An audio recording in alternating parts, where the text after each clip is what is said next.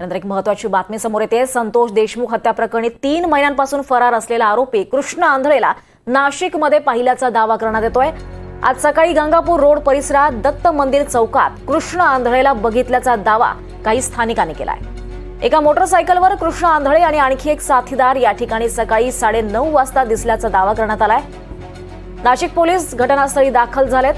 शिवाय परिसरातील सीसीटीव्ही फुटेजवरून सध्या तपास सुरू झालाय आणि हे सीसीटीव्ही फुटेज एनडीटीव्ही मराठीच्या हाती लागलाय। महत्त्वाची अपडेट आहे। संतोष देशमुख हत्या प्रकरणी फरार असलेला आरोपी कृष्ण आंधळेला नाशिकमध्ये पाहिल्याचा दावा करण्यात आला होता आणि आता हे सीसीटीव्ही फुटेज एनडीटीव्ही मराठीच्या हाती लागलेला आहे। या फुटेजमध्ये आपण पाहू शकतो या स्थानिकांनी कृष्ण आंधळेला पाहिल्याचा दावा केला होता आणि हे फुटेज आता आपल्या हाती लागलेलं आहे। एक्सक्लुझिव्ह फुटेज आपण पाहू शकतोय। एका मोटरसायकलवर कृष्ण आंधळे असल्याचा दावा करण्यात येतोय आणि हेच सीसीटीव्ही फुटेज एनडीटीव्ही मराठीच्या हाती आलंय। कृष्ण आंधळे सोबत त्याचा एक साथीदार असल्याचाही दावा करण्यात आलेला आहे। नाशिक पोलीस घटनास्थळी पोहोचलेत आणि हे सीसीटीव्ही सध्या तपासण्याचं काम सध्या सुरू आहे। सरपंच संतोष देशमुख हत्या प्रकरणी ही मोठी अपडेट आहे। फरार आरोपी कृष्ण आंधळे हा नाशिकमध्येच असल्याचा दावा काही स्थानिकांकडून करण्यात आला होता आणि हेच सीसीटीव्ही फुटेज एनडीटीव्ही मराठीच्या हाती लागलेला आहे।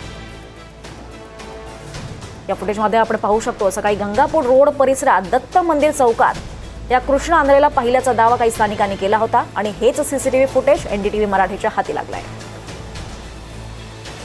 या मोटरसायकलवर कृष्ण आंधळे आणि आणखी एक साथीदार असल्याचा दावा या स्थानिकांनी केलेला आहे। सकाळी 9:30 वाजताचं हे फुटेज आहे आणि हेच सीसीटीव्ही फुटेज एनडीटीव्ही मराठीच्या हाती लागलेलं आहे। सध्या नाशिक पोलीस या सीसीटीव्ही फुटेजची तपासणी करतायत। हा दावा कितपत खरा आहे, यात किती तथ्य आहे हे लवकरच समोर येईल।